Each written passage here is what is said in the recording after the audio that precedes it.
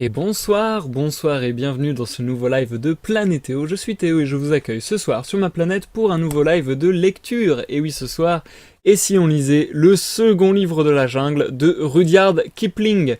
C'est notre sixième live sur cette œuvre et nous nous attaquons ce soir à la septième nouvelle de ce recueil, à savoir la nouvelle Chien Rouge.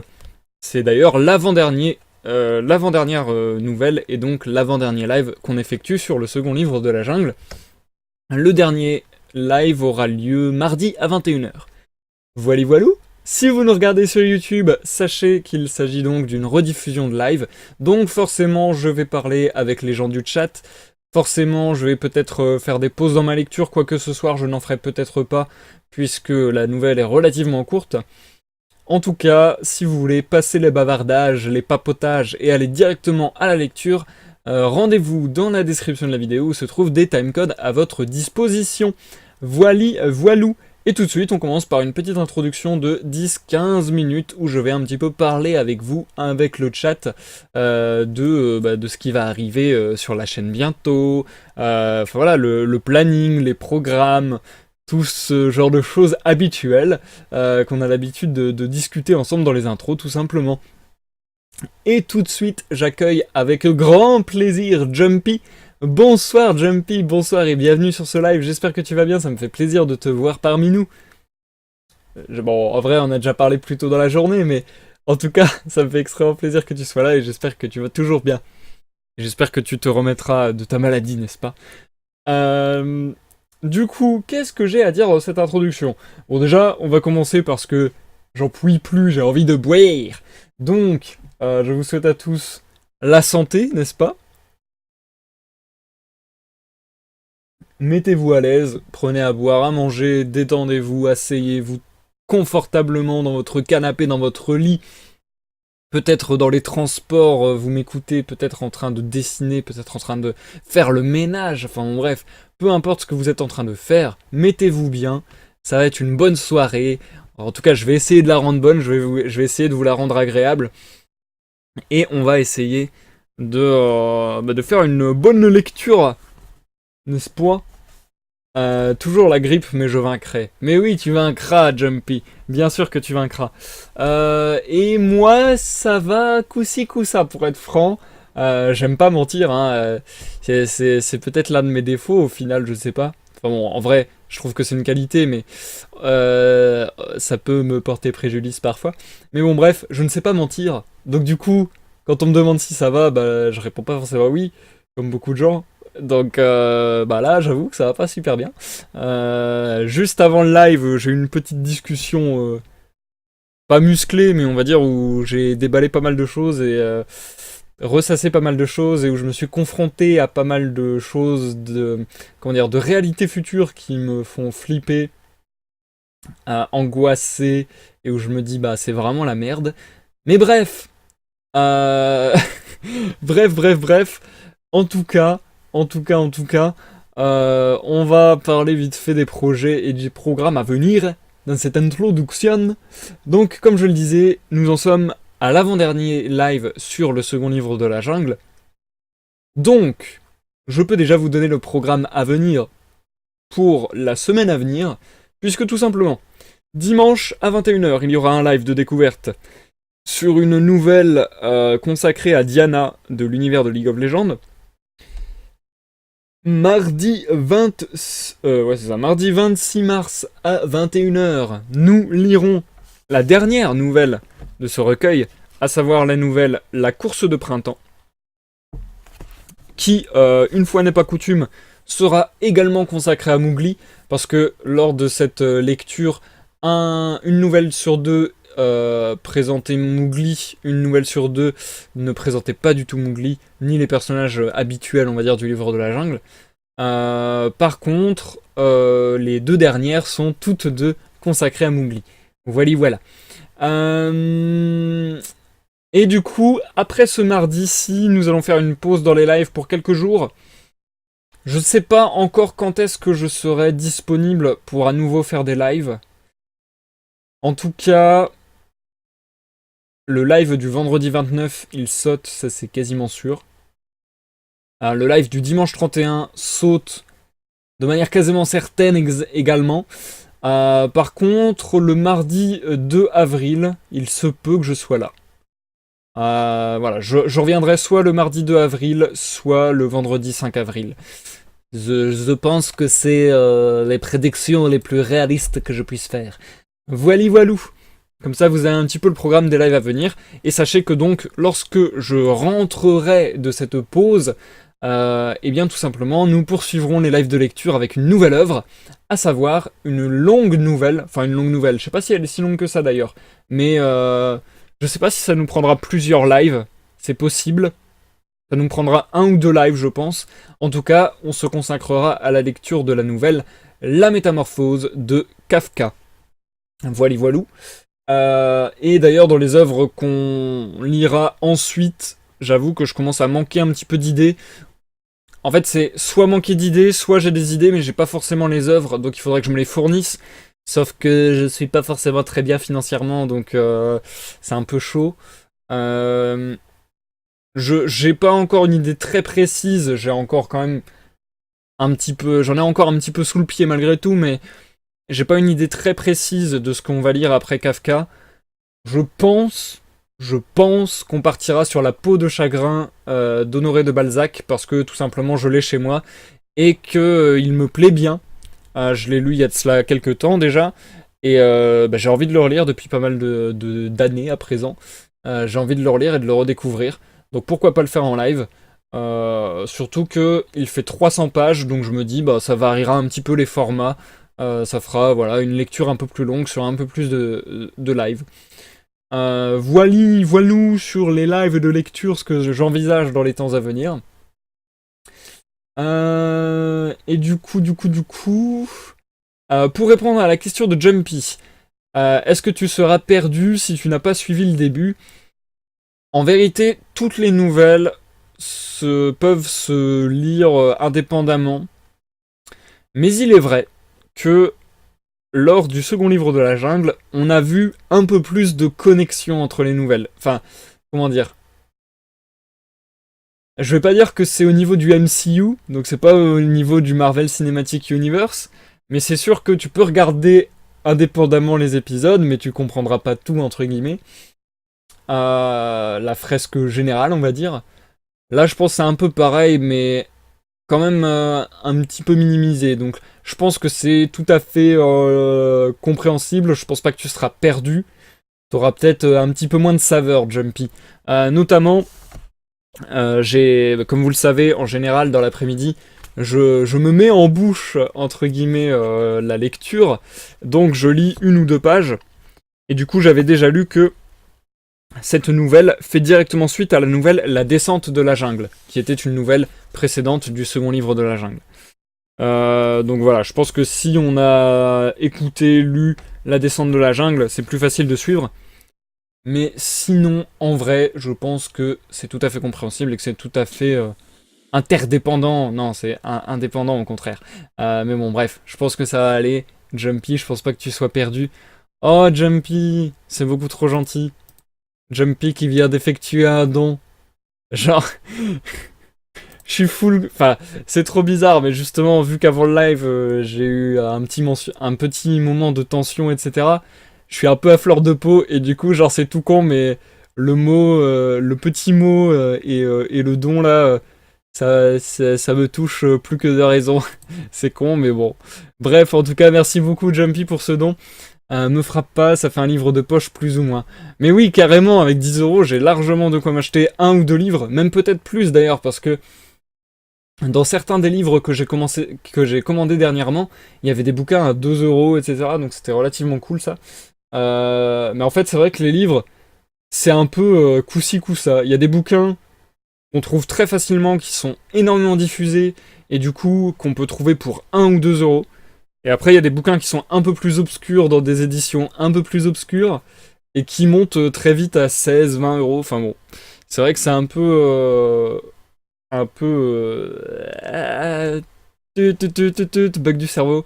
C'est un peu. Pas disproportionné que je cherche. Ah, déséquilibré, non, bah, je ne trouve plus le mot que je voulais.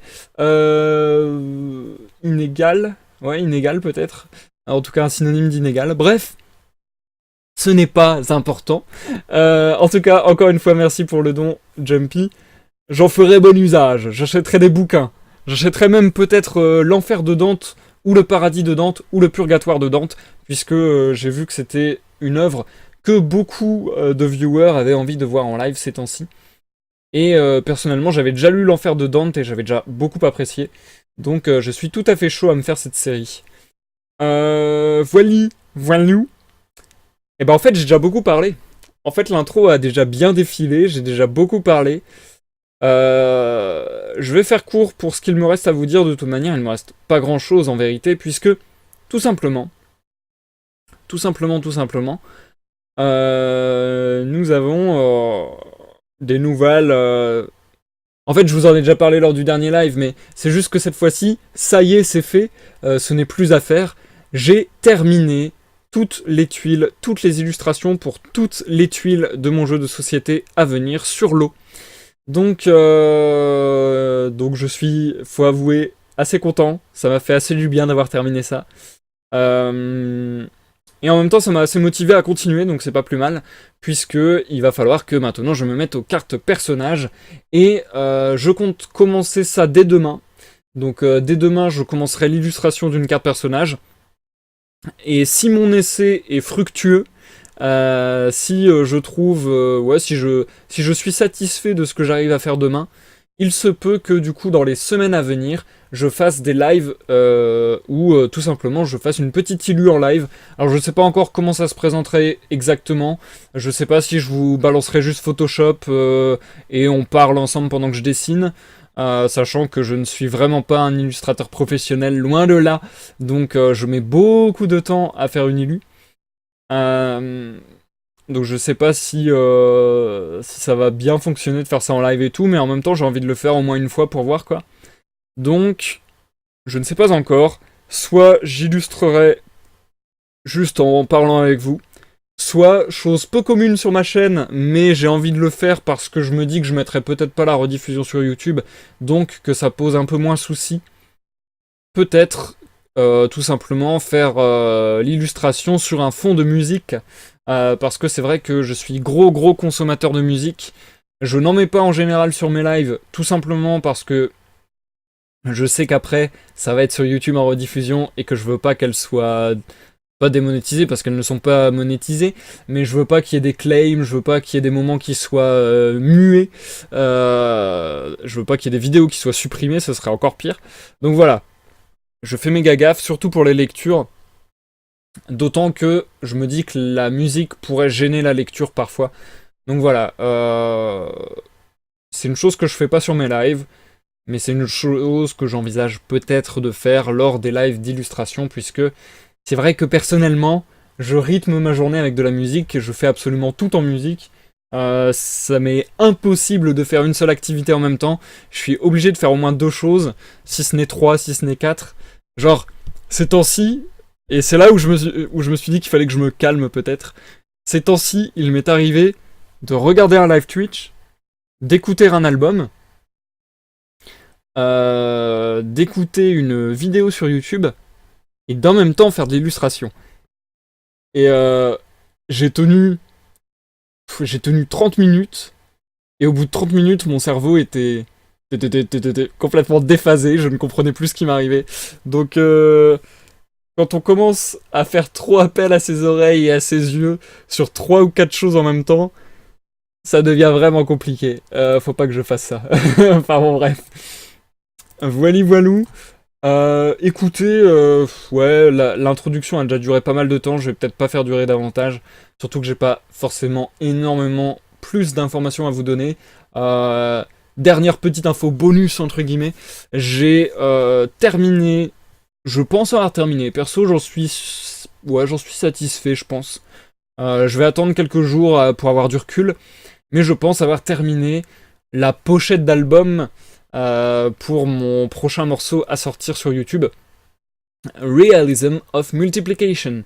parce que comme vous le savez, pour tous les morceaux que je mets sur YouTube de mon album, j'essaie de faire une pochette d'album personnalisée pour chaque vidéo. Bref. Donc voilà, là je pense avoir ce qu'il me faut, je pense être satisfait. Je vais attendre quelques jours pour avoir, comme je le disais, un peu de recul. J'aime bien faire ça en général. Quand j'ai fait quelque chose, je trouve que c'est bien de prendre du recul et d'y retourner et de se dire ah ouais non en fait c'est pas bien, ou ah ouais en fait c'est bien. C'est rare mais parfois ça a l'effet inverse. Parfois on y retourne et on se dit ah mais si en fait c'était pas si dégueu alors qu'on était vraiment pas satisfait. Mais bon bref, ça j'avoue que ça m'arrive personnellement assez peu. Mais ça m'arrive, on verra. Bref. D'ailleurs, vous aurez compris que c'était peut-être l'indice que viendrait bientôt cette musique sur YouTube.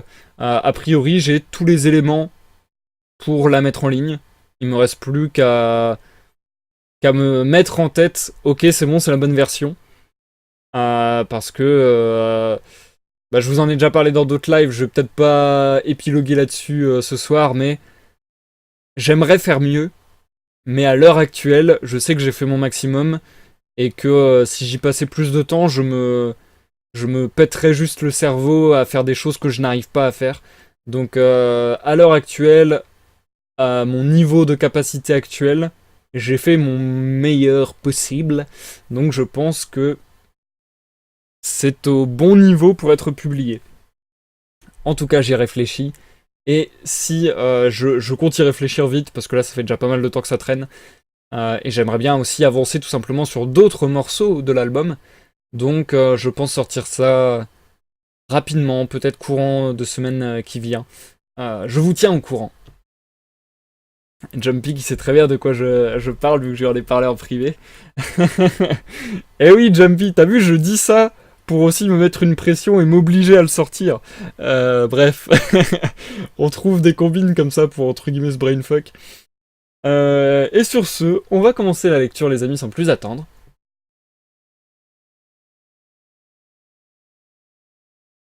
Comme je le disais, la nouvelle de ce soir figure bien le personnage de Mowgli et d'autres personnages courants, connus du livre de la jungle.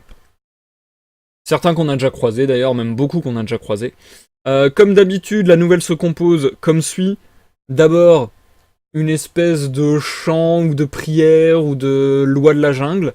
Ensuite, la nouvelle, et ensuite, à nouveau, un chant, une loi ou un proverbe ou ce genre de choses. Et voilà, c'est tout. Je pense que j'ai pas grand chose à vous annoncer de plus là-dessus. Je pense que tout est clair. Je pense qu'on va pouvoir commencer, ouais.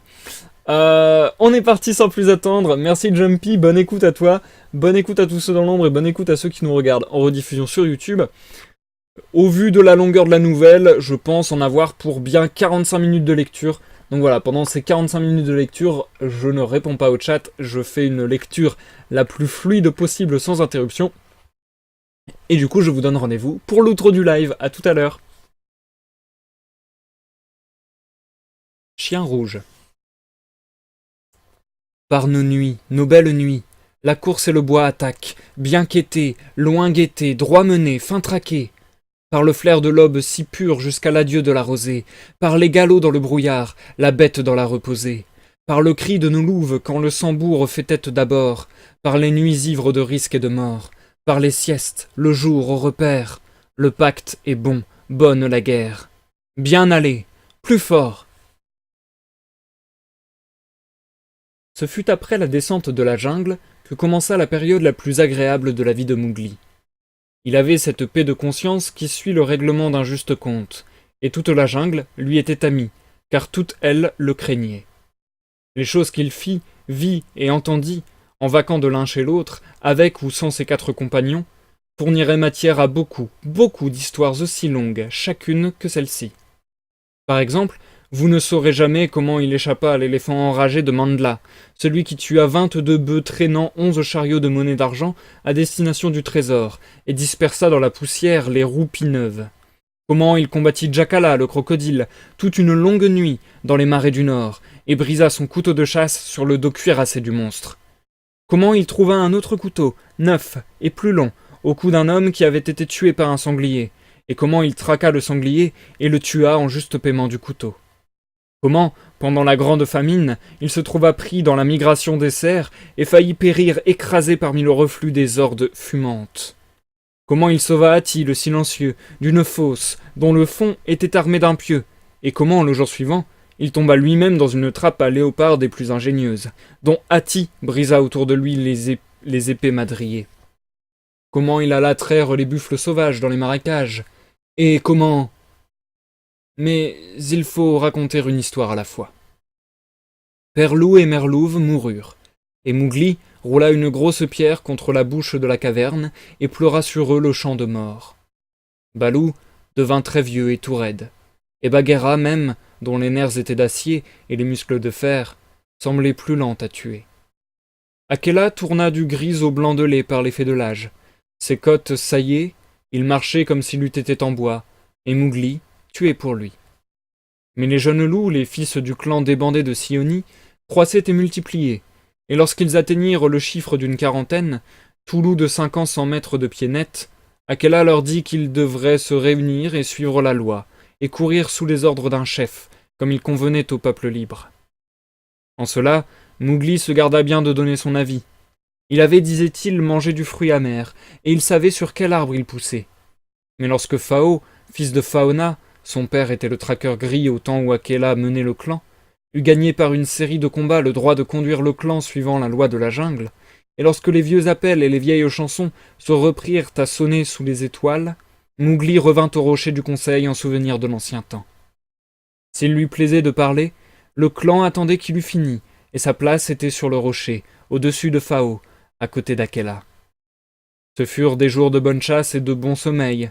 Nul étranger ne se souciait de pénétrer dans les jungles qui appartenaient au peuple de Mowgli, comme on appelait le clan, et les jeunes loups devenaient gras et forts, et on apportait une foule de petits à l'examen. Mowgli ne manquait jamais une séance d'examen, car il se souvenait de la nuit où une panthère noire avait donné au clan un bébé brun tout nu, et le long appel « Regardez, regardez bien, ô loup !» remuait dans son cœur d'étranges émotions. Le reste du temps, il était au loin dans la jungle, à goûter, toucher, voir et sentir des choses toujours nouvelles. Un soir, au crépuscule, il s'en allait, trottant sans hâte à travers les collines, porter au vieil Akela la moitié d'un daim fraîchement tué, ses 4 loups sur les talons, se chamaillant un peu et se culbutant par pure joie de vivre, lorsqu'il perçut un cri qu'il n'avait pas entendu depuis les mauvais jours de Shere Khan. C'était ce qu'on appelle dans la jungle le fial, une sorte de hurlement que pousse le chacal lorsqu'il chasse derrière un tigre ou lorsqu'il y a quelque riche curé sur pied. Imaginez un mélange de haine, de triomphe, de crainte et de désespoir, au travers duquel loucherait une sorte de discordance. Vous aurez quelque idée du fial, qui s'éleva, retomba, frémit et s'étrangla dans le lointain au-delà de la Waïgunga. Les 4 aussitôt se hérissèrent en grondant. La main de Mowgli se porta à son couteau, et lui aussi fit halte comme si on l'eût changé en pierre. « Pas un rayé n'oserait tuer ici, » dit-il enfin. « Ce n'est pas le cri de l'avant-courrier, » dit Frère Gris. « Il s'agit d'une grosse curée. Écoute. » Le cri monta de nouveau, moitié sanglot, moitié rire, absolument comme modulé par de flexibles lèvres humaines. Alors Mowgli respira profondément et prit sa course vers le rocher du conseil, joignant sur sa route nombre de loups du clan qui arrivaient en hâte. Phao et Akela siégeaient ensemble sur le rocher et, au-dessous d'eux, chaque nerf tendu, se tenaient assis les autres. Les mères et les louvards regagnaient au petit galop leur lito, car lorsque le fial résonne, ce n'est pas le moment pour les faibles de rester dehors. Ils n'entendaient plus rien que le murmure de la Waïgunga dans l'ombre, et les vents du soir parmi les hautes branches, quand tout à coup, de l'autre côté de la rivière, s'éleva l'appel d'un loup. Ce n'était pas un loup du clan, car ceux-ci entouraient tout le rocher. L'appel se changea en un long aboiement désespéré. « Dol !» disait-il. « Dol, dol, dol !» Au bout de quelques minutes, ils entendirent un bruit de pas harassés sur les roches, et un loup décharné, tout dégoûtant d'eau, les flancs rayés de rouge, la patte droite de devant hors de service, les mâchoires blanches d'écume, se jeta au milieu de l'assemblée et vint se coucher haletant aux pieds de Mowgli. « Bonne chasse! D'où quel chef ?» demanda gravement Phao. Bonne chasse, je suis Wantola, fut la réponse. Il voulait dire qu'il était un solitaire, pourvoyant à lui-même, à sa femelle et à ses petits, au fond de quelques gîtes isolés. Wantola signifie un indépendant, qui ne relève d'aucun clan, tandis qu'il haletait, on pouvait suivre le va-et-vient de sa carcasse sous les grands coups de son cœur. « Qui bouge » demanda Phao.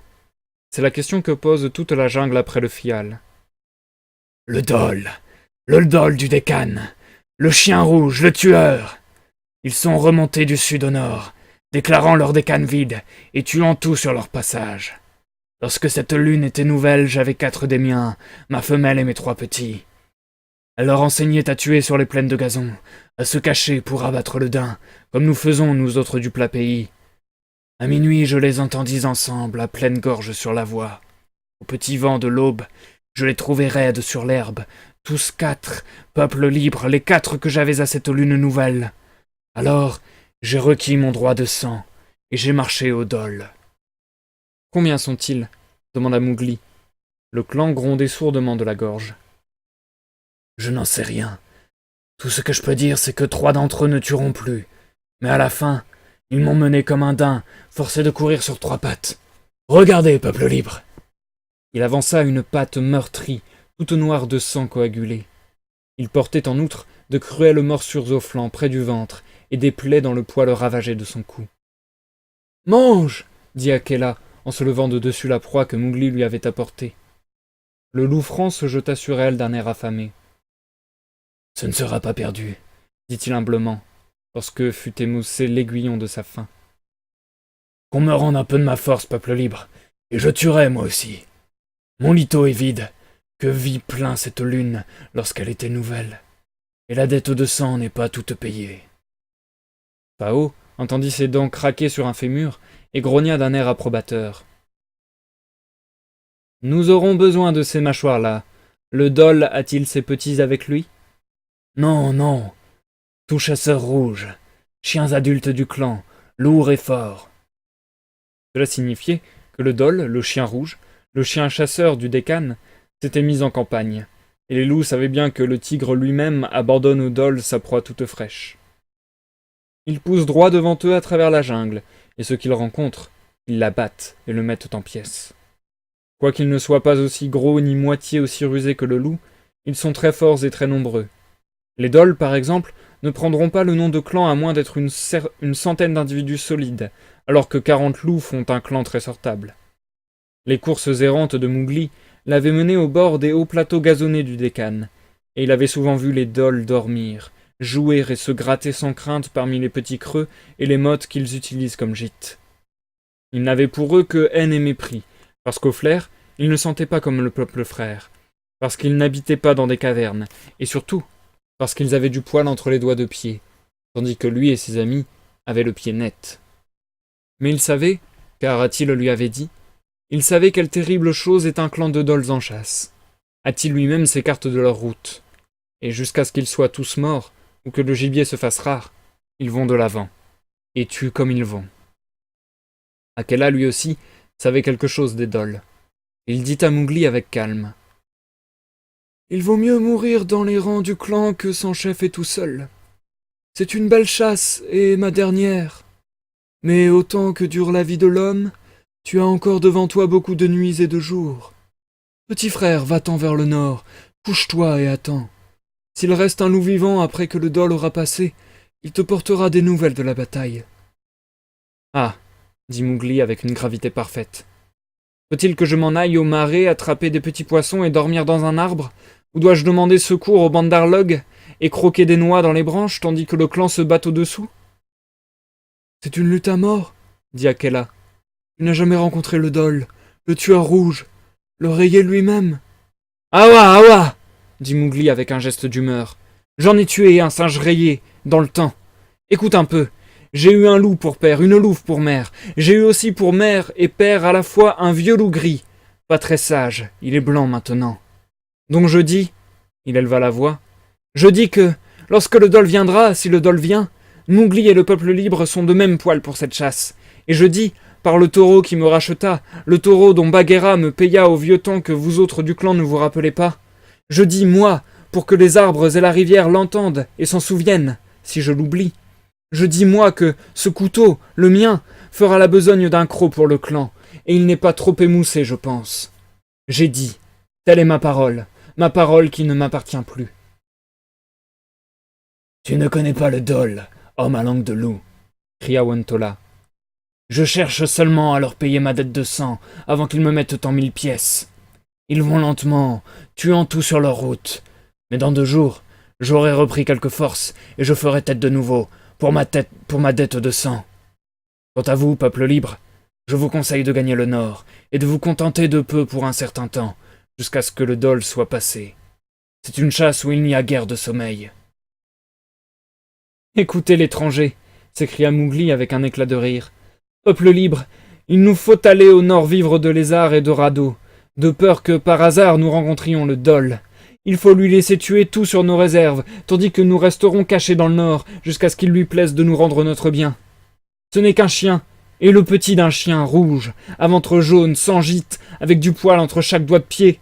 Il compte s'apporter par 6 et 8 comme Shikai, le petit rassauteur. Sûrement il nous faut fuir, peuple libre, et aller mendier chez les gens du nord des issues de bétail pourri. Vous connaissez le dicton, au nord la vermine, au sud les poux.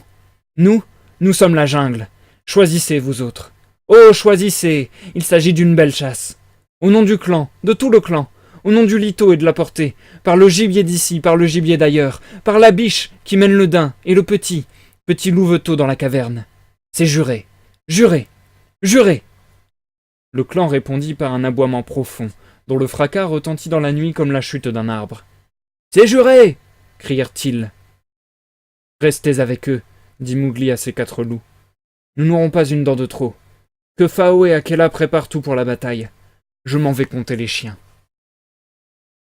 Mais c'est la mort, s'écria Wontola en se levant à demi.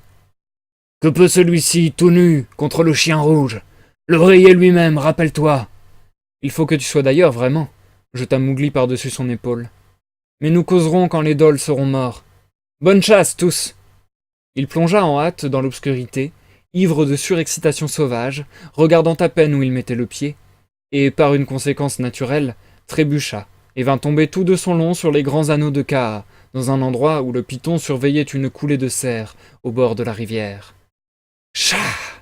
dit Kaa en colère. « Est-ce là métier de jungle que de piétiner, de sauter et de gâcher ainsi toute une nuit de chasse, et quand le gibier donne si bien ?» « C'est ma faute, » dit Mowgli en se relevant. « Justement, je te cherchais tête plate. Mais chaque fois que nous nous rencontrons, tu es plus long et plus large de la longueur de mon bras. Il n'y a personne comme toi dans la jungle, ô sage, vénérable, ô fort, ô le plus beau des Kaa. » Bon, voilà une nouvelle piste maintenant. Où mène-t-elle? Dit Kaa d'une voix radoucie. Il n'y a pas une lune que certaines graines d'hommes armées d'un couteau me jetaient des pierres à la tête et me miaulaient de vilains noms de chats sauvages parce que je dormais en plaine.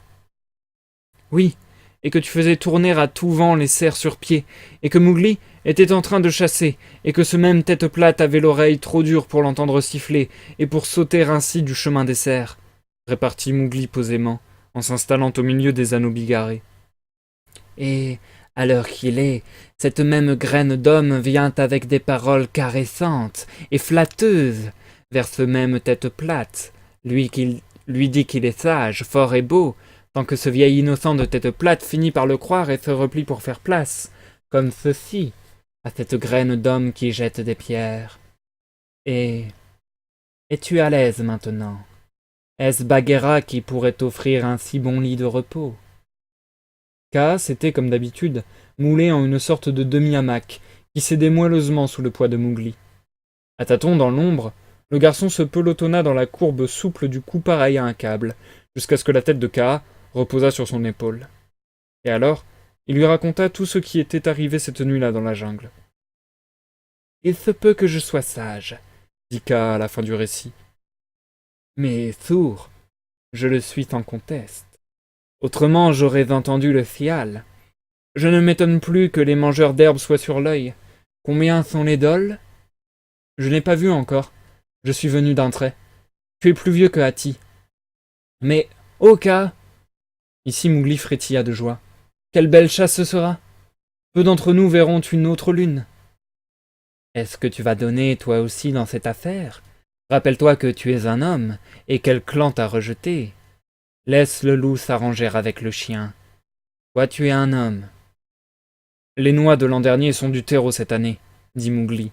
C'est vrai, je suis un homme, mais je crois bien avoir dit cette nuit que je suis un loup. J'ai fait appel aux arbres et à la rivière pour qu'ils se souviennent. Je suis du peuple libre, Kaa, jusqu'à ce que le dol ait passé. Peuple libre, grogna Kaa. Voleur libre. Et tu t'es lié par ce nœud de mort en mémoire de loups qui ne sont plus. Cela n'est pas de bonne chasse. Il s'agit de ma parole que j'ai donnée. Les arbres savent, la rivière sait. Jusqu'à ce que le dol ait passé, elle ne peut m'être rendue. Cela brouille toutes les pistes. J'avais pensé à t'emmener avec moi dans les marais du Nord, mais parole donnée, même la parole d'un petit homme tout nu sans poils, est parole donnée. Maintenant, moi, Kaa, je dis...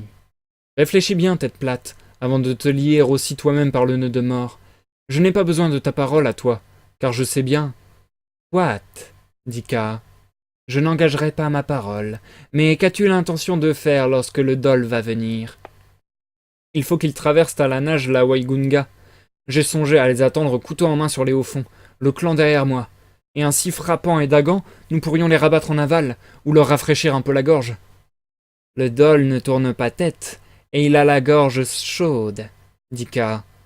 Il n'y aura ni petit d'homme ni louveteau après cette chasse-là, rien que des os secs. Ah là là, si nous mourons, nous mourrons. Ce sera une tout à fait belle chasse. Mon cœur est jeune et je n'ai pas vu beaucoup de pluie. Je ne suis ni sage ni fort. As-tu un meilleur plan, Kaa? J'ai vu 100 et 100 pluies. Hati n'avait pas perdu ses dents de lait que ma trace était déjà large dans la poussière. Par le premier œuf. Je suis plus vieux que beaucoup d'arbres et j'ai vu tout ce que la jungle a fait. Mais cette chasse est nouvelle, dit Mowgli. Jamais encore le dol n'a croisé notre piste. Ce qui est a déjà été. Ce qui sera n'est rien de plus qu'une année oubliée qui frappe en arrière. Reste tranquille pendant que je les compte, mes années. Durant le long espace d'une heure, Mowgli resta étendu parmi les anneaux, jouant avec son couteau, pendant que Kaa, la tête immobile au ras du sol, pensait à tout ce qu'il avait vu et connu depuis le jour où il était sorti de l'œuf. La lumière semblait s'être évanouie de ses yeux et les avoir laissés comme des opales mortes, et, de temps en temps, il faisait avec la tête de petites passes saccadées à droite et à gauche, comme s'il chassait en rêve. Mowgli somnolait tranquillement. Il savait que rien ne vaut un somme avant de se mettre en chasse, et il pouvait, par entraînement, s'endormir à son gré, quelle que fût l'heure du jour ou de la nuit. Puis il sentit Kaa s'allonger et s'enfler sous lui, comme le gigantesque python se dilatait en sifflant avec le bruit d'une épée tirée d'un fourreau d'acier. « J'ai revu toutes les saisons mortes, dit-il enfin, et les grands arbres, et les vieux éléphants, et les rochers, dont les pointes étaient nues avant que la mousse y vînt croître. Es-tu encore vivant, toi, petit homme? La lune vient seulement de se lever, répondit Mowgli. Je ne comprends pas. Chut! Me voici Kaa de nouveau. Je savais bien qu'il n'y avait que peu de temps. Maintenant, allons à la rivière, et je te montrerai ce qu'il y a à faire contre le dol. Il se dirigea, droit comme la flèche, vers le large courant de la Waingunga, et plongea un peu au-dessus de l'eau qui recouvrait le roc de la paix, Mowgli toujours à ses côtés. Non, ne nage pas, je vais aller vite. Sur mon dos, petit frère. Mowgli assujettit son bras gauche autour du cou de Kaa, laissa pendre son bras droit le long du corps et joignit ses pieds allongés. Alors Kaa se mit à remonter le courant comme lui seul pouvait le faire, tandis que les rides de l'eau refoulée se relevaient en fraise autour du cou de Mowgli, et que ses pieds ondulaient de ci de là dans les remous qui fouettaient les flancs du python. Un mille à peu près au-dessus du roc de la paix, la Waingunga s'étrangle dans une gorge dont les parois de marbre ont 80 ou 100 pieds de haut, et le courant file comme un canal de moulin par-dessus et parmi toutes sortes de vilaines pierres. Mais Mowgli ne s'inquiétait guère de l'eau. Aucune eau du monde n'eût pu lui donner un moment de frayeur. Il examinait les parois de la gorge et reniflait avec malaise à cause d'une odeur aigre et douceâtre dans l'air, assez semblable à celle d'une grosse fourmilière par un jour de chaleur. Instinctivement, il se baissa dans l'eau, ne sortant la tête que tout juste pour respirer, et Kaa vint jeter l'ancre, d'une double torsion de queue, autour d'un rocher du fond, en maintenant Mowgli au creux d'un anneau, tandis que l'eau fuyait le long de leur corps. « C'est la demeure de la mort, dit le garçon. Pourquoi venir ici? Elles dorment, répondit Kaa. Hati ne ferait point un pas pour éviter l'oreiller. Cependant, Hati et l'oreiller évitent tous deux le dol, et rien, dit-on, n'écarte le dol de son chemin. Cependant, pour qui le petit peuple des rochers s'écarterait-il de sa route? Dis-moi, maître de la jungle, qui est le maître de la jungle? Elle, murmura Mowgli. C'est la demeure de la mort. Allons-nous-en. Non, regarde bien, car elles dorment. Rien n'est changé depuis le temps où je n'avais pas encore la longueur de ton bras. Les rochers de cette gorge de la Waingunga, fendus comme ils l'étaient, rongés par les intempéries, servaient depuis le commencement de la jungle de demeure au petit peuple des rochers, aux abeilles noires sauvages de l'Inde, toujours affairées et furieuses. Et comme Mowgli le savait bien, sur un espace d'un demi-mille autour de leur patrie, toute trace écartée. Depuis des siècles, le petit peuple s'y était fixé, essaimant de fissure en fissure sans se lasser d'essaimer encore.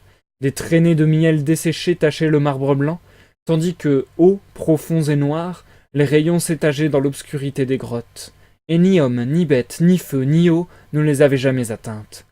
La gorge, dans toute sa longueur, semblait sur les deux côtés tendue de velours sombre à reflets miroitants, et Mowgli se laissa couler davantage en regardant, car c'étaient les millions d'abeilles agglomérées qui dormaient. On voyait encore des blocs et des festons, et comme des troncs d'arbres pourris, bossuant la paroi du rocher. Vieux rayons des années passées, ou nouvelle cité bâtie dans l'ombre de la gorge abritée. Et des masses de débris spongieux et pourris avaient roulé et restaient suspendus parmi les arbres et les lianes qui s'attachaient à la paroi. En écoutant, il entendit maintes fois le bruissement et le glissement des rayons trop chargés, comme ils versaient ou s'en allaient tomber quelque part à travers les galeries sombres.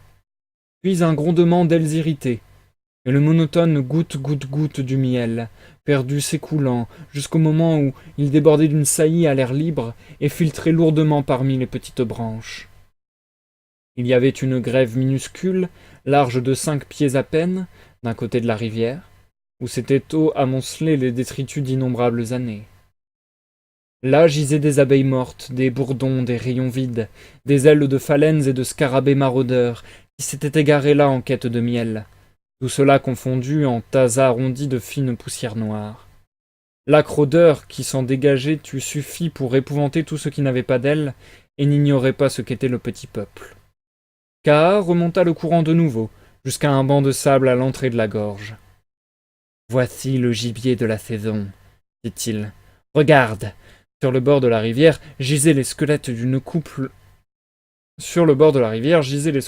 couple de jeunes cerfs et d'un buffle. Mowgli voyait bien que ni loup ni chacal n'avaient touché aux os, qui avaient gardé leur disposition naturelle. « Ils ont dépassé la ligne. Ils ne savaient pas, » murmura Mowgli. « Et le petit peuple les a tués. Allons-nous-en avant qu'elle s'éveille. » Elle ne s'éveille pas avant l'aurore, dit Kaa. Maintenant, je vais te dire. Il y a de cela beaucoup de pluie. Un daim poursuivi vint du sud jusqu'ici, ne connaissant pas la jungle, un clan sur les talons. Aveuglé par la terreur, il sauta. Le clan chassait à vue, chaud sur la piste et sans voir ailleurs. Le soleil était haut, le petit peuple était nombreux et très en colère. Nombreux également furent ceux du clan qui sautèrent dans la Waingunga, mais ils étaient morts avant de toucher l'eau. Ceux qui ne sautèrent pas moururent aussi dans les rochers là-haut. Mais le daim vécut. Comment? Parce qu'il arriva le premier, courant pour sa vie, parce qu'il sauta avant que le petit peuple fût en garde, et parce qu'il était déjà dans la rivière quand ils se rassemblèrent pour tuer. Mais le clan qui suivait fut tout entier accablé sous le poids du petit peuple, qu'avaient éveillé les pieds de ce daim.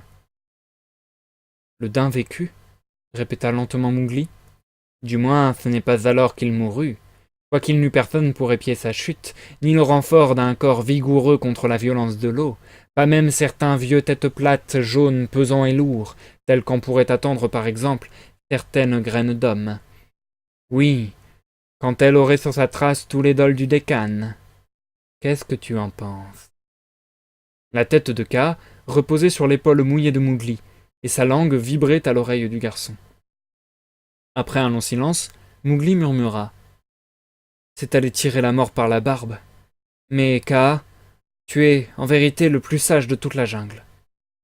Beaucoup l'ont dit. Comprends maintenant si les dols te suivent, comme sûrement ils me suivront. Oh oh, j'ai sous la langue beaucoup de petites épines à leur enfoncer dans la peau. Ils te mènent chaud et vite, à l'aveugle, sans yeux que pour tes épaules.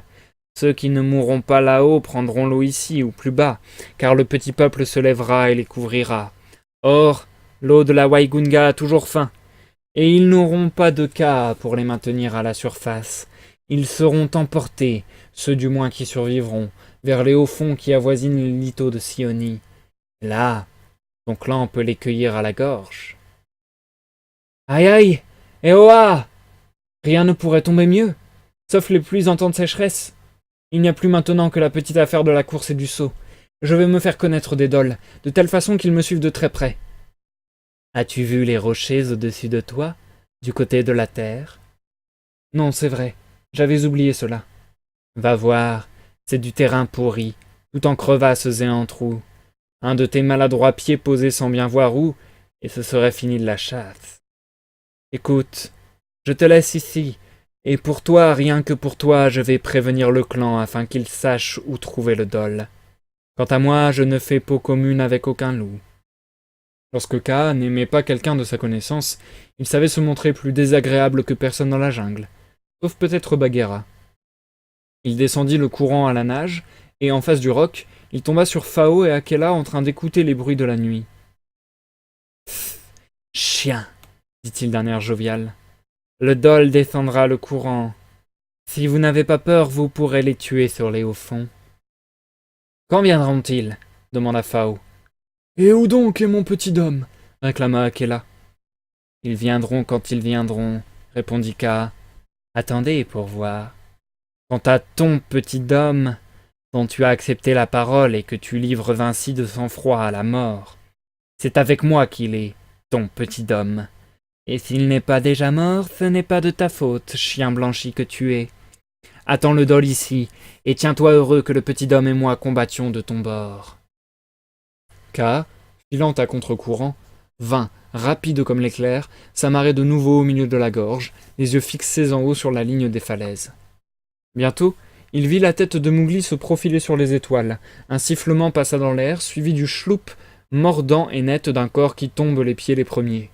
Et l'instant d'après, le corps se retrouvait au repos dans la boucle du corps de Kaa. Ce n'est rien à sauter la nuit, dit tranquillement Mowgli. J'ai sauté de 2 fois plus haut pour mon plaisir. Mais le terrain est mauvais là-haut. Rien que buissons ras et crevasses profondes. Tout cela plein du petit peuple. J'ai empilé de grosses pierres à côté de 3 crevasses. Je les renverserai avec mes pieds en courant, et le petit peuple se lèvera furieux derrière moi. Voilà des ruses d'hommes, dit Kaa. Tu es très sage, mais le petit peuple est toujours en colère. Non, au crépuscule, toutes les ailes à la ronde se reposent pour un temps. Or, c'est au crépuscule que je m'amuserai avec le dol, car c'est en plein jour qu'il chasse le mieux. En ce moment, il suit, au sang, la trace de Wontola. Le dol n'abandonne pas une trace de sang, pas plus que Chill un bœuf mort, dit Kaa. Eh bien, il faut que je lui donne à suivre une trace de sang neuve, du sien si je peux, et je lui ferai manger la poussière. Tu vas rester ici, Kaa, jusqu'à ce que j'arrive avec mes dols. Oui, mais quoi? S'il te tue dans la jungle, ou si le petit peuple te tue avant que tu puisses sauter dans la rivière. Vienne demain, nous tuerons demain, dit Mowgli en citant un dicton de jungle. Quand je serai mort, il sera temps de chanter le chant de mort. Bonne chasse, Kaa. Il détacha son bras du cou du python et descendit la gorge comme une poutre dans une grue d'orage, pagayant obliquement vers l'autre rive où le courant s'apaisait et riant tout haut de bonheur. Il n'était rien que Mowgli préférât au plaisir de tirer la mort par la barbe, comme il disait, et de faire sentir à la jungle entière qu'il était son seigneur et maître. Il avait souvent, avec l'aide de Baloo, volé des nids d'abeilles dans des arbres isolés, et il savait que le petit peuple déteste l'odeur de l'ail sauvage. Aussi en cueillait-il un petit bouquet qu'il noua d'un lien d'écorce. Puis il suivit la trace sanglante de Wontola, qui courait des lithos vers le sud, pendant quelques 5 miles, regardant les arbres, la tête de côté et riant à gorge déployée. Mowgli la grenouille ai-je été, se dit-il. Mowgli le loup ai-je dit que je suis. C'est Mowgli le singe qu'il me faut être maintenant, avant que je sois Mowgli le daim. À la fin, je serai Mowgli l'homme. Oh! Et il glissa son doigt tout le long des 18 pouces de lame de couteau.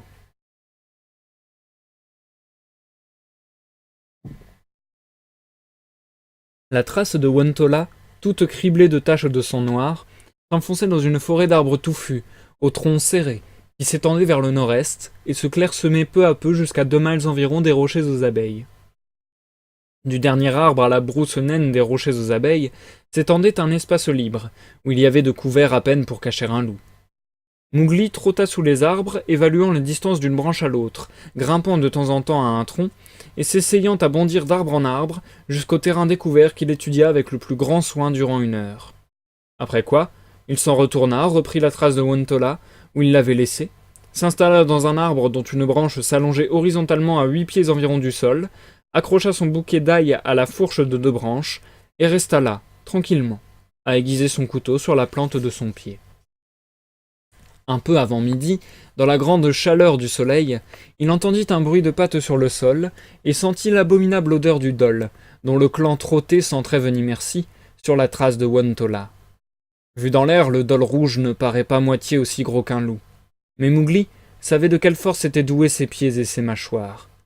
Il guetta le museau pointu d'un chien bai, le conducteur, en train de flairer la piste, et lui cria « Bonne chasse !» L'animal leva la tête, et ses compagnons firent halte derrière lui. Des chiens rouges par douzaines et par douzaines, à queue bas attachée, à solide encolure, à faible arrière-train, et à gueules ensanglantées. Les dols sont d'ordinaire gens fort silencieux, et ils manquent de manière même dans leur décane natale. Il devait être plus de 200 rassemblés au-dessous de lui, mais Mowgli pouvait voir que les chefs de file flairaient avidement la piste de Wontola et tâchaient d'entraîner le clan en avant. Il ne fallait pas de cela, ou bien ils seraient au lito en plein jour encore, et Mowgli voulait les retenir sous son arbre jusqu'à la tombée de la nuit. « Qu'est-ce qui vous a donné la permission de venir ici » demanda Mowgli.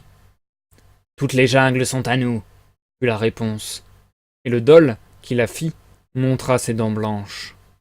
Mowgli, du haut de l'arbre, le regarda en souriant et imita à la perfection le pépiment aigu de Shikai, le rat sauteur du Dekkan, voulant laisser entendre aux Dol qu'ils n'avaient pas pour eux plus de considération que pour Shikai. Le clan se referma autour du tronc, et le chef aboya sauvagement, traitant Mowgli de singe grimpeur. Pour toute réponse, Mowgli allongea une de ses jambes et agita les doigts de son pied nu juste au-dessus de la tête du chef. C'était assez, et plus qu'il n'en fallait, pour réveiller dans tout le clan une rage aveugle. Les gens qui ont du poil entre les doigts de pied n'aiment pas qu'on le leur rappelle. Mowgli retira sa jambe au moment où le chef sautait, et dit suavement « Chien, chien rouge, retourne au Dekkan manger des lézards. Va retrouver Shikai, ton frère, chien, chien, chien rouge. Il y a du poil entre chaque doigt de pied. » Il agita ses doigts de pied une seconde fois. « Descends, avant que nous ne te délogions par la famine, singe sans poil !» hurla le clan. C'était justement ce que Mowgli voulait. Il se coucha tout le long de la branche, la joue contre l'écorce, le bras droit libre, et pendant 5 minutes au moins raconta au clan ce qu'il pensait et savait de lui, de ses façons, de ses mœurs, de ses femelles et de ses petits. Il n'est pas au monde de langage plus âcre et plus blessant que celui dont se sert le peuple de la jungle pour montrer son dédain ou son mépris. Quand il vous arrivera d'y penser, vous verrez comment il n'en peut être qu'ainsi. Comme Mowgli l'avait dit à Kaa, il avait sous la langue beaucoup de petites épines, et graduellement, délibérément, il fit éclater les dols silencieux en grognements, puis en hurlements, et finalement en rauques clameurs de rage écumante. Ils essayèrent bien de riposter à ses sarcasmes, mais c'était comme si un nouveau-né eût essayé de répondre à Kaa dans sa fureur. Et tout le temps, la main droite de Mowgli pendait croisée à son côté, prête à l'action, ses 2 pieds refermés autour de la branche. Le gros chien bai, chef du clan, avait sauté plusieurs fois en l'air, mais Mowgli n'osait pas risquer un coup douteux. À la fin, la fureur décuplant ses forces, le dol bondit à 7 ou 8 pieds au-dessus du sol. Alors la main de Mowgli se détendit comme la tête du serpent grimpeur et la grippa par la peau du cou. La branche fléchit sous le poids aux retombées du corps, et peu s'en fallut que Mowgli ne fût précipité en bas. Mais sans lâcher prise, pouce à pouce, il hissa jusqu'à la branche l'animal qui pendait à son poing comme un chacal noyé. De la main gauche, il chercha son couteau et trancha la rouge queue touffue. Puis il rejeta le dol à terre. Il n'avait plus besoin d'autre chose. Les dols ne suivraient plus la trace de Wontola maintenant, avant d'avoir tué Mowgli, ou que Mowgli les eût tués. Il les vit s'installer en cercle, avec un frisson des hanches, qui signifiait revanche à mort. Là-dessus, il grimpa plus haut à la fourche des 2 branches, s'adossa confortablement le dos et s'endormit. Au bout de 3 ou 4 heures, il s'éveilla et compta le clan. Ils étaient tous là, muets, hérissés, la gorge sèche, avec des yeux d'acier. Le soleil commençait à baisser. Dans une demi-heure, le petit peuple des rochers aurait terminé son labeur, et comme vous le savez, le dol combat mal au crépuscule. « Je n'avais pas besoin de gardiens si vigilants, » dit Mowgli en se levant sur une branche. « Pourtant je me souviendrai de ceci. Vous êtes de vrais dols, mais à mon avis, trop nombreux de la même espèce. Pour cette dernière raison, je ne rendrai point sa queue aux gros mangeurs de lézards. N'es-tu pas content, chien rouge ?»« C'est moi-même qui t'éventrerai !» hurla le chef, en mordant l'arbre au pied. « Non, mais songe à ceci, ô le plus sage entre les rats du Décan. Il va naître maintenant, l'une après l'autre, des portées de petits chiens rouges sans queue, oui, avec des moignons rouges à vif, qui piquent lorsque le sable est chaud. Retourne au logis, chien rouge, et plains-toi qu'un singe t'a fait cela. Vous ne voulez pas vous en aller? Venez avec moi alors, je veux faire de vous des sages. » Il gagna l'arbre voisin, à la façon des singes, continua de même, gagnant le prochain, puis l'autre, suivi du clan, d'où se levaient des têtes affamées. Parfois, il feignait de tomber, et les dols se culbutaient les uns par-dessus les autres dans leur hâte d'être à l'Alali. C'était un spectacle étrange. Le garçon dont le couteau luisait aux rayons obliques du soleil, filtrant à travers les hautes branches, et au-dessous, la meute silencieuse avec des reflets d'incendie sur les pelages roux, se pressant à sa poursuite. Arrivé au dernier arbre, il prit le bouquet d'ail et s'en frotta soigneusement tout entier, tandis que les chiens poussaient des hurlements de dérision. « Singe à langue de loup, penses-tu déguiser ton fumet ?» dirent-ils. « Nous te suivrons à mort !»« Prends ta queue !» dit Mowgli en la jetant dans la direction du chemin qu'il venait de suivre. Le clan, naturellement, à l'odeur du sang, se rua de quelques pas en arrière. « Et suivez maintenant, à mort !» Il avait glissé le long du tronc de l'arbre et filait comme le vent. « Et suivez maintenant, à mort !» Il avait glissé le long du tronc de l'arbre et filait comme le vent sur ses pieds nus vers les rochers aux abeilles, avant que les dols se fussent aperçus de ce qu'il allait faire.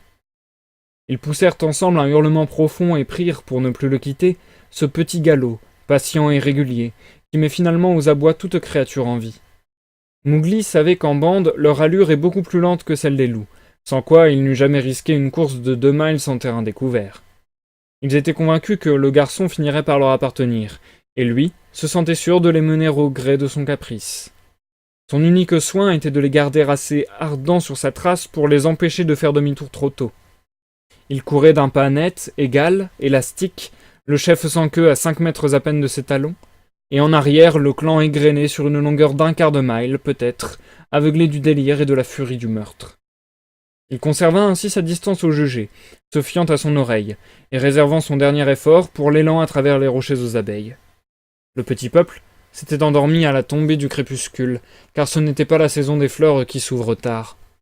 Mais, aux premières foulées de Mowgli sur le sol creux et sonore, le garçon entendit comme un bourdonnement de la terre tout entière. Alors, il courut comme il n'avait jamais couru de sa vie, renversa d'un coup de pied 1, 2, 3 des piles de pierres dans les crevasses obscures d'où s'échappait une odeur douce. Il entendit un mugissement pareil au mugissement de la mer dans une grotte, vit du coin de l'œil l'air s'assombrir derrière lui, aperçut le courant de la Waigunga tout au-dessous, et dans l'eau, une tête plate en forme de diamant. Puis il sauta, en avant de toute sa force, les dents du dol sans queue claquant dans le vide contre son épaule, et, les pieds les premiers, tomba en sûreté dans la rivière, haletant et triomphant. Il n'avait pas une piqûre sur le corps, car l'odeur de l'ail avait arrêté le petit peuple juste les quelques secondes qu'il avait mises à traverser les rochers. Lorsqu'il reparut à la surface de l'eau, les anneaux de Kaa le maintenaient d'aplomb, et l'on voyait d'étranges objets bondir par-dessus le bord de la falaise, de gros blocs, semblait-il, d'abeilles en grappe, qui tombaient comme des plombs de sonde. Et dès que le bloc touchait l'eau, les abeilles remontaient, et le corps d'un dol tournoyait au fil du courant. Au-dessus de leur tête, ils pouvaient entendre de courts aboiements de fureur étouffés, sous un grondement pareil à celui du tonnerre, le grondement des ailes du petit peuple des rochers. Quelques-uns des dols étaient même tombés dans les crevasses communiquant avec les grottes souterraines, et là, suffoqués, luttaient et mordaient à vide parmi les rayons de miel écroulés. Pour, à la fin, cadavres portés sur les vagues d'abeilles soulevées au-dessous d'eux, être vomis de quelques trous dominant la rivière, et s'en aller rouler sur le tas de décombres noirs. D'autres avaient sauté trop court, et dans les arbres sur les falaises, on voyait les abeilles estomper leurs silhouettes. Mais le plus grand nombre d'entre eux, affolés par les piqûres, s'étaient jetés dans la rivière, et comme l'avait dit Kaa, l'eau de la Waigunga avait toujours faim. Kaa maintint étroitement Mowgli jusqu'à ce que le garçon eût repris haleine. « Nous ne pouvons rester ici, dit-il. Le petit peuple est réveillé pour de bon. Viens. » Mowgli, son couteau à la main, descendit la rivière, nageant au ras de l'eau et plongeant aussi souvent qu'il pouvait. « Doucement, doucement, dit Kaa. Un seul croc n'en tuerait pas 100, à moins d'être celui d'un cobra. Or, beaucoup de Dol se sont promptement jetés à l'eau en voyant le petit peuple se lever, et ils n'ont cela aucun mal. Autant de travail de plus pour mon couteau alors. Faille, comme le petit peuple suit. » Mowgli plongea de nouveau. La surface de l'eau était tapissée d'abeilles sauvages bourdonnantes de colère et piquant tout ce qu'elles trouvaient. « Le silence n'a jamais rien gâté, dit Kaa. Nul aiguillon ne pouvait pénétrer ses écailles. Et tu as toute la nuit devant toi pour cette chasse. Écoute-les hurler. » La moitié presque du clan avait vu le piège où se précipitaient leurs camarades, et tournant subitement de côté, s'était jeté dans l'eau à l'endroit où la gorge s'évasait en berges escarpées. Leurs cris de rage et leurs menaces contre le singe grimpeur qui les avait conduits à la honte se mêlaient aux hurlements et aux grondements de ceux que le petit peuple avait punis. Rester sur la rive, c'était la mort. Pas un Dol ne l'ignorait. Le clan fut balayé par le courant de plus en plus bas, jusqu'au rocher qui s'élevait dans l'étang de la paix. Mais là aussi, le petit peuple en colère suivit les Dol et les força de se remettre à l'eau. Mowgli pouvait entendre la voix du chef sans queue exhortant ses compagnons à tenir bon jusqu'à ce qu'il ne restât plus un loup dans Sioni. Mais il ne perdit pas de temps à écouter. « Quelqu'un tue dans l'obscurité derrière nous !» jappa un Dol. « Voilà du sang dans l'eau !» Mowgli avait plongé de l'avant comme une loutre, saisi brusquement par en dessous avant qu'il pût ouvrir la gueule. Un Dol qui se débattait, et des cercles huileux et noirâtres s'élargissaient à la surface de l'étang. Puis le corps émergea avec un plouf en se tournant sur le côté. Les Dols essayèrent de retourner, mais la force du courant les emportait. Et le petit peuple criblait leurs têtes et leurs oreilles, tandis qu'en avant ils pouvaient entendre le défi du clan de Sioni s'élever, plus haut et plus menaçant toujours dans l'ombre compacte où il s'enfonçait. Mowgli plongea de nouveau un Dol disparut pour reparaître mort, et une nouvelle clameur monta de l'arrière-garde, les uns hurlant qu'il valait mieux gagner la rive, les autres sommant leur chef de les ramener au Dekkan, et d'autres enfin, criant à Mowgli de se montrer pour qu'on le tuât. « Ils arrivent au combat divisés d'intentions et de paroles, dit Kaa. Le reste regarde tes frères là-bas en aval. Le petit peuple s'en retourne se coucher, et je vais m'en retourner aussi. Je n'aide pas les loups. » Un loup s'en vint courant sur 3 pattes le long de la berge, tantôt sautant de haut en bas, tantôt rampant sur le flanc, ou bien arquant le dos, puis battant un entrechat à deux pieds en l'air, comme s'il était en train de jouer avec ses petits. C'était Wontola, l'étranger, et il continuait sans un mot son horrible jeu tout le long des Dols. Il y avait longtemps qu'ils étaient dans l'eau, et ils nageaient laborieusement, avec le poids de leur fourrure trempée, leur queue touffue traînant derrière eux, pareils à des éponges, si lasses et si rompus qu'ils se taisaient aussi maintenant, les yeux sur la paire d'yeux qui flambaient de front avec eux. « Mauvaise chasse que celle-ci !» dit enfin l'un d'eux. « Bonne chasse, au contraire !» dit Mowgli, qui se leva hardiment à côté de la bête, et lui fixa le long couteau au défaut de l'épaule, en poussant dur pour éviter le coup de dent de l'agonie. « Est-ce toi, petit homme ?» demanda Wontola de la rive. « Demande aux morts, étranger, » répondit Mowgli. « N'en as-tu pas vu descendre le courant ? J'ai fait mordre la poussière à ces chiens, je les ai bafoués en plein jour, et leur chef n'a plus de queue, mais il en reste quelques-uns pour toi. Où veux-tu que je les mène ? » « Je vais attendre, » dit Wontola. « J'ai la longue nuit devant moi, je verrai bien. » Les aboiements des loups de Sioni se rapprochaient de plus en plus. « Pour le clan ! Pour tout le clan, c'est juré !» Puis, en tournant un coude de la rivière, les Dols parmi les sables et les hauts-fonds échouèrent vis-à-vis des lithos de Sioni. Alors, ils s'aperçurent de leur faute. Ils auraient dû aborder un demi-mile plus haut et charger les loups en terrain sec. Maintenant, il était trop tard. Une ligne d'yeux de braise bordait la rive, et sauf l'horrible cri du fial, qui ne s'était pas arrêté depuis le coucher du soleil, on n'entendait aucun bruit dans la jungle. On eût dit que Wontola leur faisait des grâces pour les attirer vers la berge. Soudain, Par le flanc et d'attaque commanda le chef. Le clan tout entier s'élança vers la rive, barbotant et clapotant dans l'eau basse. La surface de la Waïgunga blanchie, fouettée d'écume et de grandes rides, s'en allèrent de bord à bord, ondulées comme les vagues sous l'étrave d'un bateau. Mowgli suivit la charge, pointant et tranchant dans la masse des dholes, dont l'élan escaladait la grève comme un flot. Alors commença la longue bataille. Ondulant, peinant, rompu, dispersés, mêlés ou par groupes, elle roulait à travers les sables rouges du rivage détrempé, les racines enchevêtrées des arbres, l'intervalle et l'épaisseur des buissons, et les mottes gazonnées. Car même à présent, les dholes étaient 2 contre 1. Mais ils avaient devant eux des loups unis, pour défendre tout ce qui faisait la force du clan, non seulement les chasseurs à solide carrure, à long souffle et à crocs blancs, mais les laïnis, aux yeux sauvages, les louves des repères, comme on dit, luttant pour leur portée, avec par-ci par-là quelques louveteaux de l'année, son premier poil tout laineux encore, allant et crochant à leur côté. Un loup, vous devez le savoir, saute à la gorge ou happe au flanc, tandis qu'un dhole mord bas de préférence. Aussi les dholes, obligés de relever la tête en grimpant hors de l'eau, donnèrent-ils d'abord l'avantage aux loups. En terrain sec, les loups eurent à souffrir, mais sur terre comme dans l'eau, le couteau de Mowgli se levait et frappait de même. Les 4, accourus à son aide, s'étaient frayé un chemin jusqu'à lui.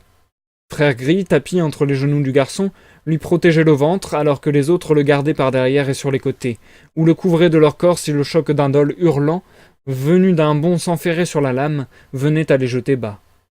Pour le reste, ce n'était que pêle-mêle et confusion, cohue compacte et moutonnante qui oscillait de droite à gauche et de gauche à droite, le long de la berge, et tournait également avec lenteur d'un mouvement de meule autour de son propre centre.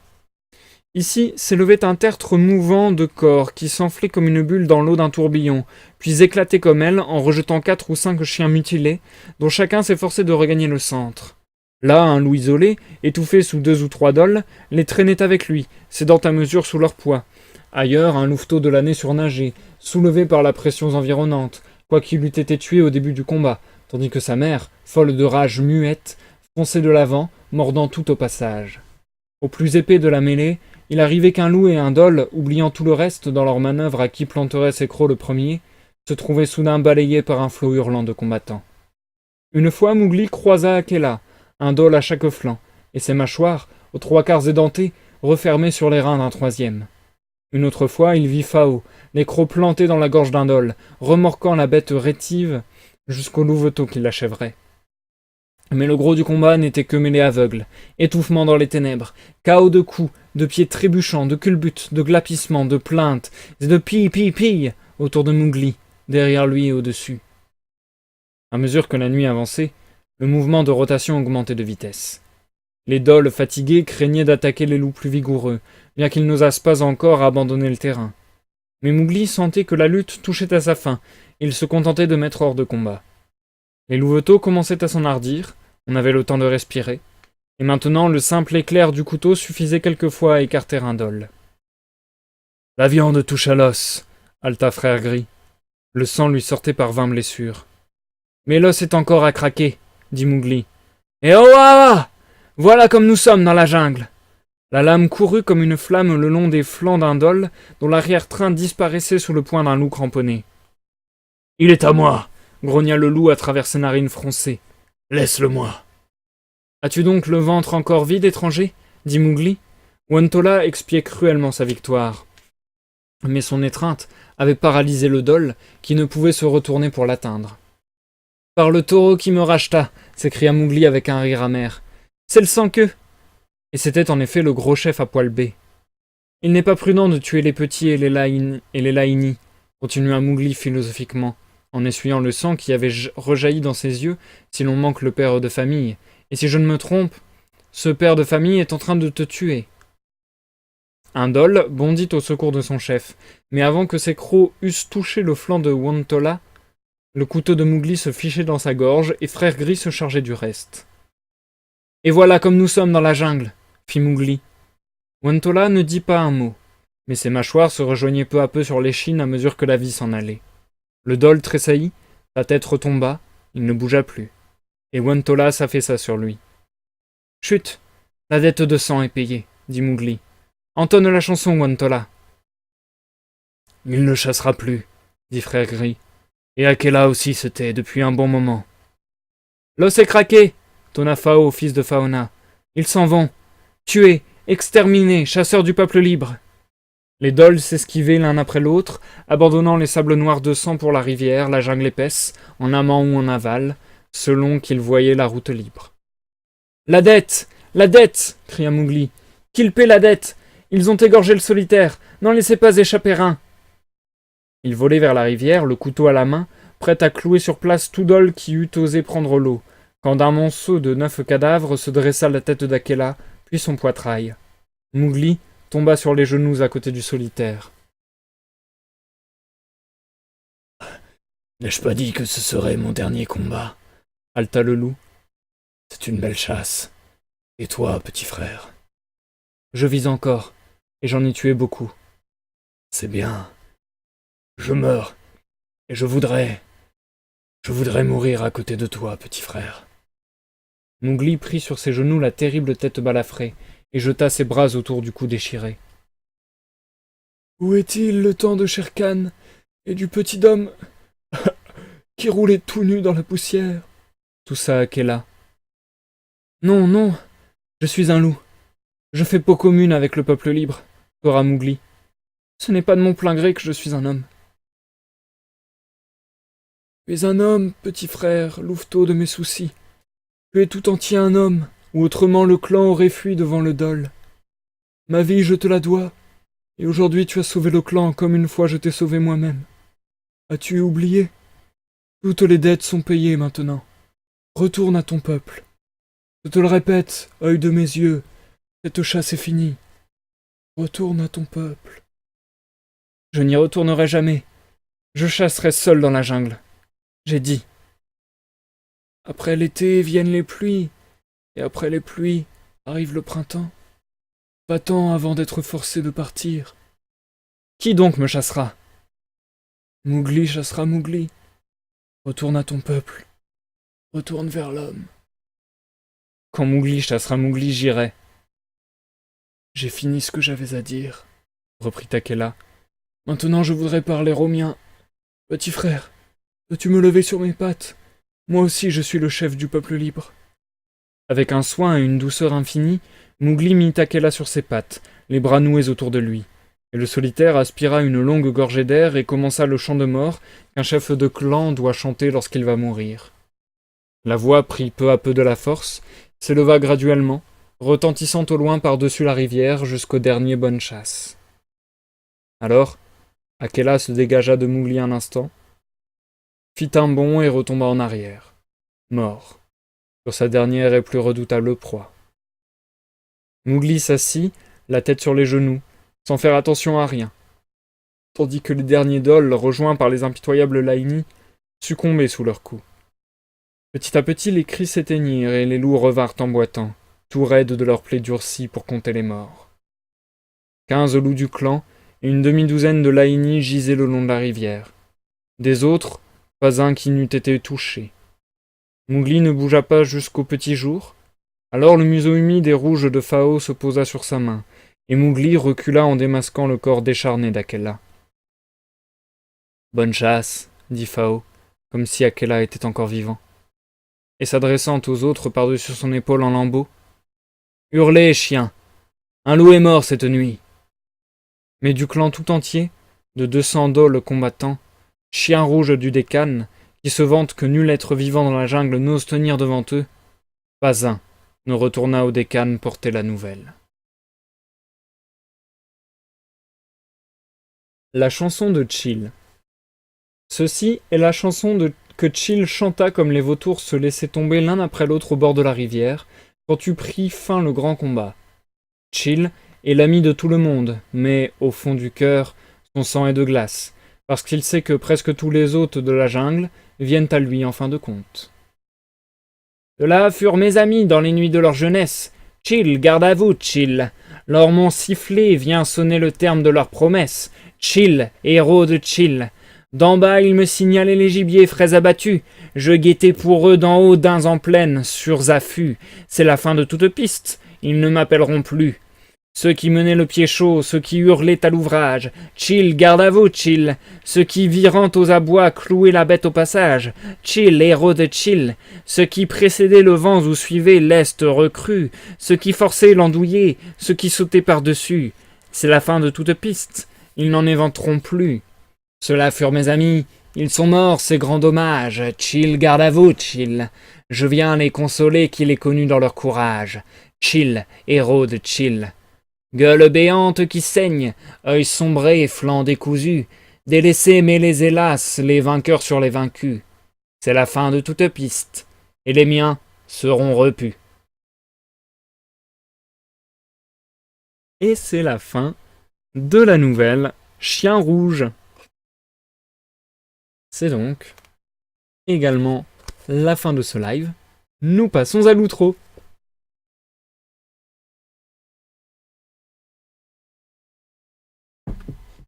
Et du coup, bonsoir Zikael So Famous. Merci d'être là ce soir encore une fois, ça me fait plaisir. D'ailleurs, dis-moi si tu veux que je prononce ton pseudo d'une manière spécifique. Je vais peut-être faire un diminutif à Zikael si ça te dérange pas. Ça sera peut-être plus facile pour moi. Mais du coup, en tout cas, ça me fait plaisir que tu sois là. Comment vas-tu, l'ami? J'espère que la lecture de ce soir vous aura plu. Personnellement,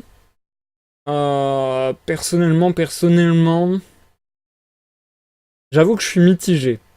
On va dire que globalement, je trouve l'histoire cool, mais je trouve que ce chapitre est très symptomatique d'une chose que je vous ai déjà signifié, c'est que je trouve que très souvent dans le style de Rudyard Kipling, il est moins doué pour faire des descriptions que pour faire des dialogues. Et là, vu que dans ce chapitre, il y a beaucoup de phases de description, je trouve que c'est très confus. En fait, c'est pour ça que je trouve qu'il est pas très doué dans ses descriptions, c'est que souvent, je trouve que les phrases, elles sont à rallonge, avec des comment dire, des compléments d'objets qui s'accumulent, etc. Et du coup, je trouve que les phrases deviennent très confuses et pas toujours faciles à suivre. En plus, vu qu'il y a beaucoup de termes faisant référence à différents peuples d'animaux ou à divers lieux, etc., et qu'il y a même des mots d'hindi a priori, c'est vrai que ça fait beaucoup de choses compliquées à comprendre. Alors après, si ça se trouve, c'est peut-être pas du fait de Rudyard Kipling, c'est peut-être le traducteur qui a eu peut-être du mal à faire la traduction, je sais pas. Donc je sais pas si c'est le traducteur ou si c'est Rudyard Kipling ou si c'est un petit peu des deux et du coup ça snowball quoi. Mais c'est vrai que je trouve qu'en général, que ce soit dans le premier livre de la jungle ou dans le second livre de la jungle, je trouve que lorsque la nouvelle s'éternise un petit peu et qu'il y a beaucoup de descriptions, ça devient moins intéressant, ça devient moins impactant. Et du coup c'est vrai que la nouvelle de ce soir je la trouve sympa, mais je trouve qu'elle aurait pu être très très raccourcie. Je trouve que on aurait pu avoir toute l'action en beaucoup moins de mots et que ça aurait été beaucoup plus intéressant. Donc je dirais pas que c'est ma nouvelle favorite de Rudyard Kipling, clairement pas. Mais bon, c'était sympa malgré tout, notamment avec le fait, je trouve, de retrouver Kaa. Ça c'est tout con, hein, mais vu que Kaa, je pense, c'est le personnage que je préfère quasiment. Je dirais que les deux personnages que je préfère, c'est Kaa et Bagheera. Peut-être à égalité, on va dire que c'est Gaa et Bagheera. Donc c'est vrai que ça m'a fait plaisir de revoir Kaa. Et qu'il ait une importance dans l'histoire. Surtout que voilà, il a une attitude très particulière. Genre j'ai particulièrement kiffé le petit moment. Ça a duré pas longtemps, mais j'ai trouvé ça trop bien comme idée. Ça n'a aucune logique, mais j'ai trouvé ça trop bien comme idée que Kaa, ça soit l'un des plus vieils animaux de la jungle. Du coup, il connaît vachement de choses et qu'il puisse se mettre en bug et en mode recherche. Genre le mec, il a un moteur de recherche dans son cerveau, quoi. Vraiment, il peut... Enfin, c'est ce qu'il a fait tout à l'heure dans la nouvelle et que j'ai trouvé marrant comme idée.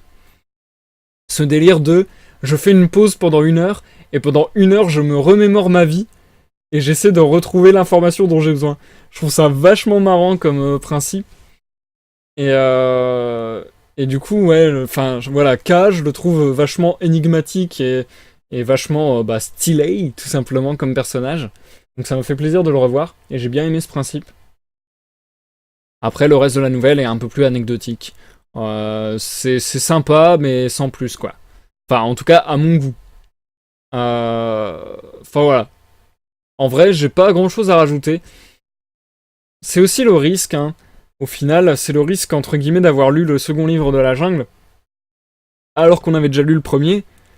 C'est que, c'est pas que ça devient redondant, mais je trouve que ça va pas beaucoup plus loin. Là, on a juste des épisodes, ouais, un petit peu anecdotiques, je trouve, parfois. Et limite, je trouve, enfin, c'est même ce que je disais lors du dernier live, je trouve que du coup, c'est moins intéressant et que ça devient plus intéressant quand c'est une nouvelle qui vraiment n'a aucun rapport. Genre la nouvelle de la dernière fois, la nouvelle Quickern, qui se passe en Arctique avec des Inuits. Ça n'avait aucun rapport, mais j'ai trouvé ça beaucoup plus intéressant parce qu'il y avait à nouveau ce mystère, entre guillemets, ce plaisir de découvrir quelque chose de zéro, de découvrir un nouvel univers, etc. Là, bon, bah voilà. Ça commence un petit peu à moins m'intéresser personnellement. D'ailleurs, Jumpy, j'espère que tu as réussi à saisir à peu près l'histoire, puisque au final, je trouve que c'est l'histoire qui est la plus liée aux anciennes histoires, malheureusement.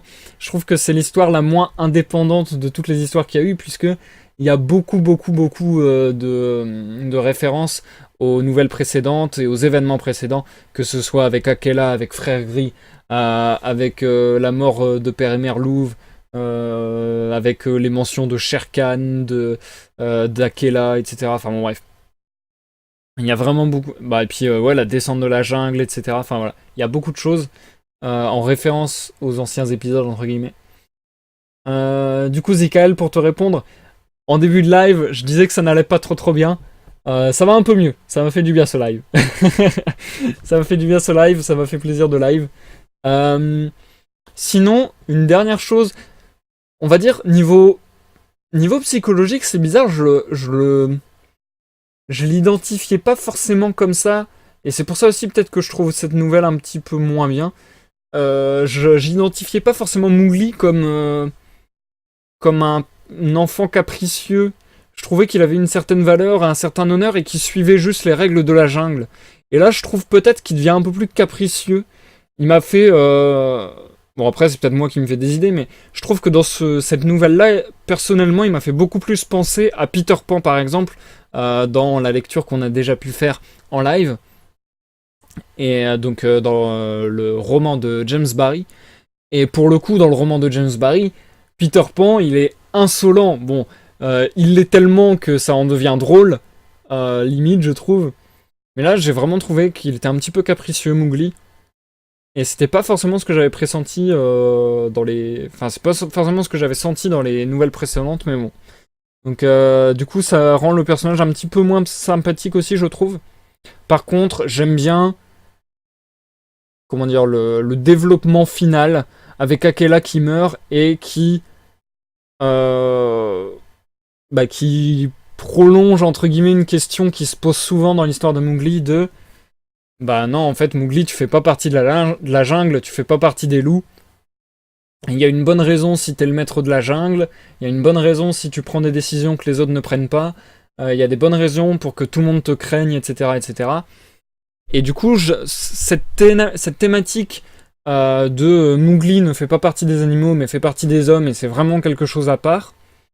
C'est quelque chose que je trouvais pas forcément très bien exploité dans les nouvelles précédentes, ou du moins qui était une idée passable et passagère sur quelques phrases. Enfin voilà, c'était une fois de temps en temps on en parlait, et ça n'avait pas forcément d'intérêt.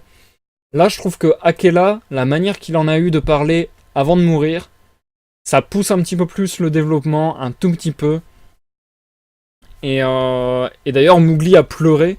Alors je sais pas, il me semble que c'est quasiment la première fois qu'on voit Mowgli pleurer. Il a peut-être déjà pleuré en vrai, mais en tout cas c'est rare quoi. Donc du coup, je me dis que potentiellement, la dernière nouvelle nous réserve des belles surprises, puisque, je le rappelle, la dernière nouvelle, pour le coup, figurera également le personnage de Mowgli. Il s'agira de la nouvelle La course de printemps. Et si vous avez bien écouté la nouvelle que je viens de lire, justement dans le discours d'Akela, si je dis pas de bêtises, ouais c'est ça, justement dans le discours d'Akela, il disait qu'après les pluies venait la course du printemps, et c'était apparemment un signe qu'il donnait à Mowgli pour repartir chez les hommes.